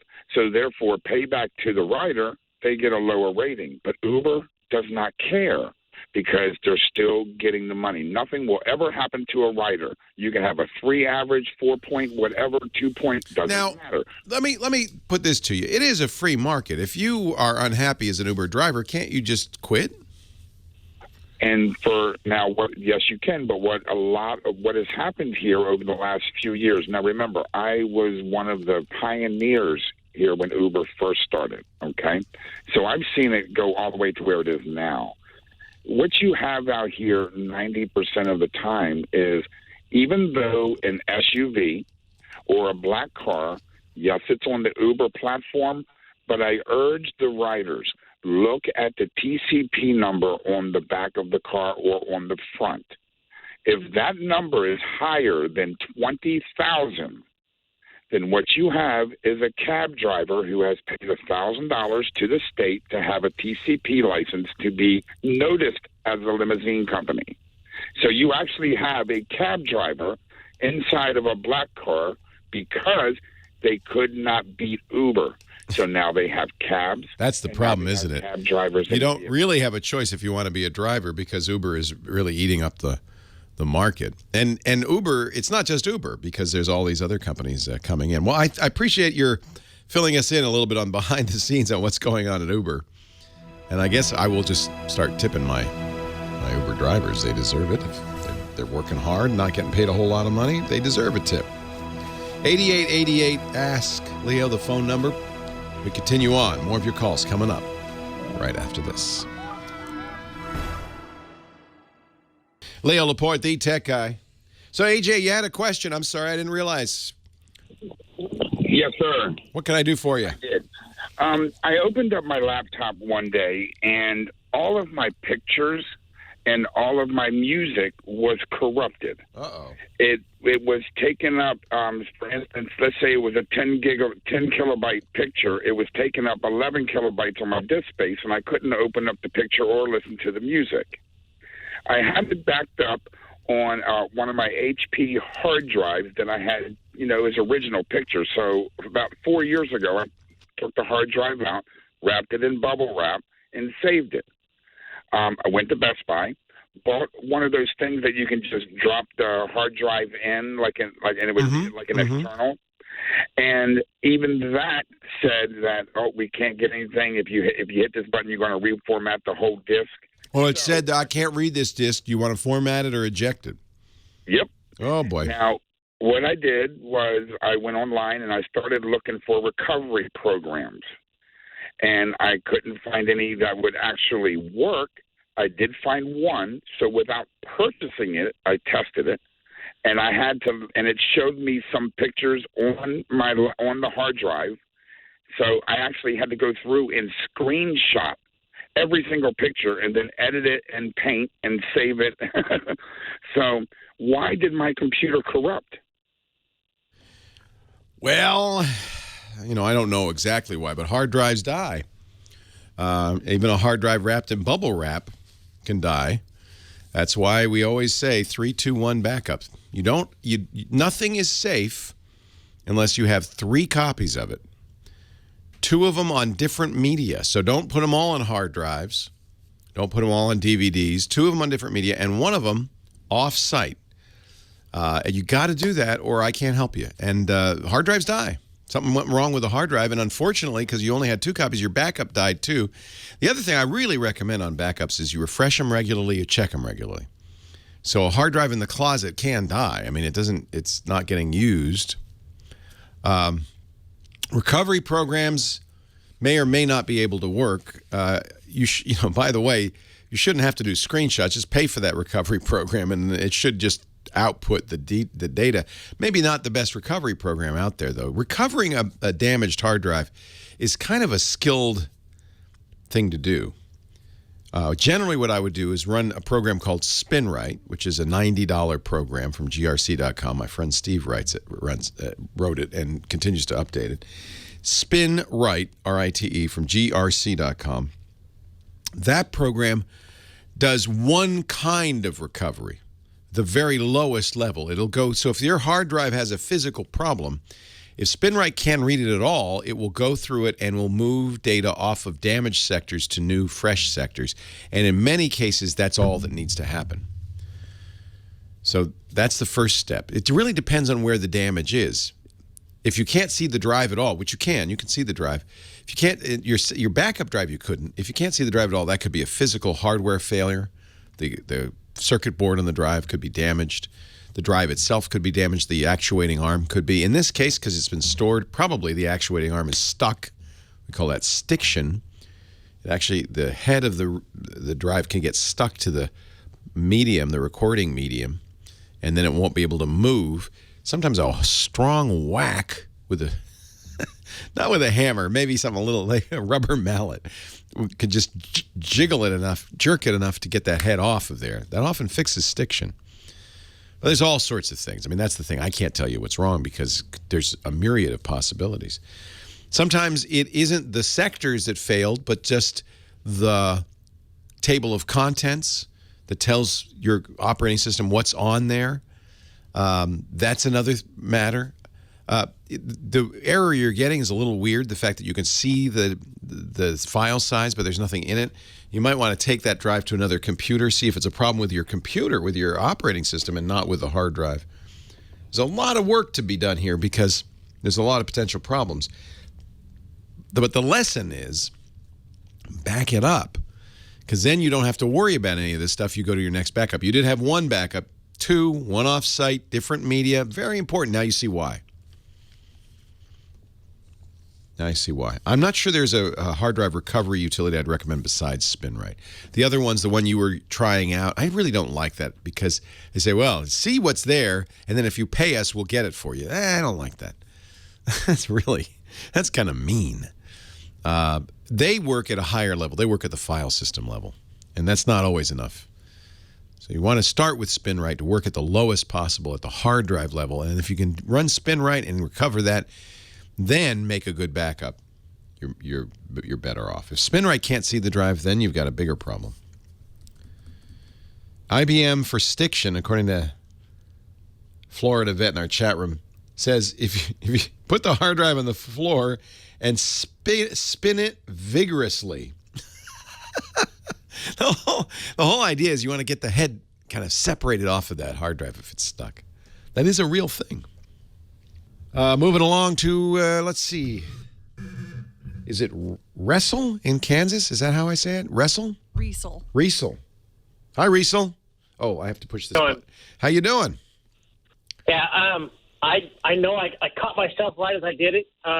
When the malware popped in, I knew it. I quickly shut down into safe mode to put a stop to it. And I found most of the programs that were trying to auto-install themselves. And due to watching your show, your backlog, and your podcast, I fixed a few other things, like making them no longer the admin on Windows 7. Good. But my main deal is I think I got all the installers stopped, but they've made a change somewhere. Yeah. I think somebody said the proxy or something. Oh, yeah. So that means you're surfing through their system. So they see everything you're doing. They're proxying it. That's nice. So you could do that in your network settings. You could turn off proxies. You don't need a proxy. The only time you'd ever need a proxy is if you're doing it at work, and the reason they do that is so they can see what you're doing. So turn off proxies. The problem really is it's very hard to know what damage was done. It's good you caught it so fast, but as soon as you're compromised, which you have been, it's a question mark. You can change the proxy, run malware bytes or whatever, and antivirus, remove everything you can. Do you have the confidence that there's nothing on your system? You don't know. So, it's up to you whether you want to risk it. Generally speaking, if I get bit, I format the drive, I nuke it, burn it to the ground, and then reinstall from a known good Windows. That's the only way to really know. Leo Laporte, the tech guy. Hey, I got to show you this. Our show today brought to you by my tracker. Oh, I love this idea. You ever lose your keys? Who hasn't, right? Oh, my keys aren't with me. I lost them. Oh, well, then you just launch the tracker app on your phone, and you'll find your keys. Conversely, if you have your keys but you lose your phone, the keys will start beeping at you, say you left your phone. I love the tracker. Go to thetracker.com and check it out. You can find lost items in seconds, and what's cool about the tracker is they have this kind of crowdsourced network that is unique. Now, they're having a Mother's Day limited time sale through May 3rd only. You enter the promo code TechGuy, you get a free color upgrade. I have a couple of different trackers. You see, they come in a variety of colors. These new trackers are really thin and light, about the size of a quarter, and as thin as a quarter. So you put it on your keys, you put it on your wallet, you can put it on your computer, you can put it on your pets. It's that light. And iOS or Android device, you can track your phone. If you lose your phone, you press the button on the tracker, the phone will ring, even when it's on silent. You lose your tracker, the phone will let you know. And with over 1.5 million devices in place, Tracker has this amazing crowd GPS network. Look at the Tracker map. These are Tracker owners. So what's cool is if an item goes missing, the Tracker app will tell you its last known location on the map. And then, say you leave it at the grocery store, and somebody with a tracker goes in, the tracker sees the other tracker and notifies you on your phone. Yeah. When another tracker user comes within a 100-foot range of your lost item, you will get a GPS update, so you'll know exactly where your item is. That is so cool. They recently introduced the Tracker Atlas, which works with your Tracker Bravo or a third-party Bluetooth tracker to pinpoint your items, get this, on a customizable floor plan of your house. So you'll know if it's under the cushions. I love this. TheTrackr.com. No E in tracker. TRACKR. TheTrackr.com. Never lose your possessions again. Right now, Tracker's having a Mother's Day. This would be great for Mom, right? Limited time sale. Just enter the promo code Tech Guy for a free color upgrade. And when you get to the site, I think you're going to see an even better deal, including the color upgrade. The Tracker, TheTrackr.com. And don't forget that promo code Tech Guy. That'll let them know you heard it on the Tech Guy Show. They're great supporters of the show. We appreciate it. And man, I really appreciate the Tracker. That's exactly how mine's right on my bag. That way I never lose my bag. The Tracker. Leo Laporte, the Tech Guy. Oh, he's here. The bad boy of gadgets and gizmos. The Giz Whiz, Dick DeBartolo, Mad Magazine's maddest writer. Hello, Dickie D. Leo, how are you? I'm great. Good. You look great. You sound great. Yeah. You see this whole thing with Kelly and Michael and the craziness going on over there? It's a riot, isn't it? Aren't you glad that we're out of there? You used to do it with Regis and Kathy Lee. Exactly. Then you came. With Regis and Kelly. Right. And then I stopped doing it mostly because it's just a lot of work. I have to fly all the way back east, and it was just too much work. I love them. And can I just say this? I don't know what they're saying about Kelly Ripa. She's a sweetheart. She was always great to me. Never a diva. For instance, a lot of people in showbiz won't let you take a picture of them without makeup, right? Behind the scenes. And I was always going there to show cameras. I was the gadget guy. Yeah. And she said, take all the pictures you want. She never minded. Great. She was great. And her relationship with Regis, now they're talking about that. These two were so great together. They just loved working with each other. She took great care of him. She would always straighten his tie and make sure he looked great before they walked on stage. I think so don't listen to what those tabloids are saying about Kelly Ripa. She's great. Yeah. I never met Michael, but he seems like a really sweet guy.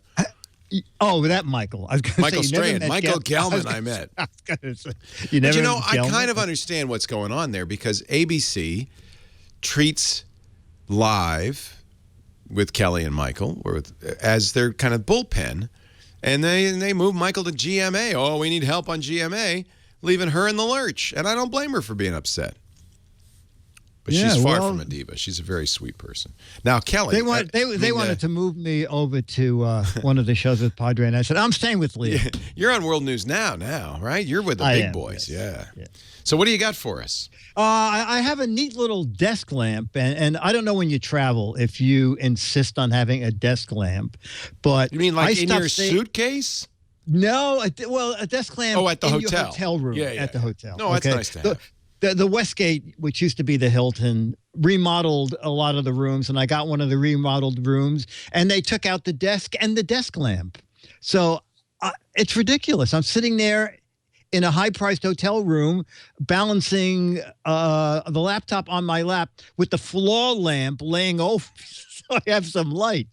So anyway, I don't have to worry about that anymore because I don't stay there. But I found on Amazon, it's called the Prima, Premer, folding table and desk lamp. It's LED. It weighs a little more than a pound. It unfolds, becomes a full-size desk lamp. And what I like about it is you can power it three ways. First of all, it has a built-in 1,800 milliamp battery, so it runs 6 to 8 hours all on its own. It has 3 levels of illumination. The top one is 950 lumens, which is nice and bright. You can power it directly from a USB port on your computer, and it also comes with a little AC adapter. So you can plug it into a wall. And the whole thing is $27 on Amazon. So I think this is a really convenient lamp to. But are you going to pack this in your suitcase and bring it with you?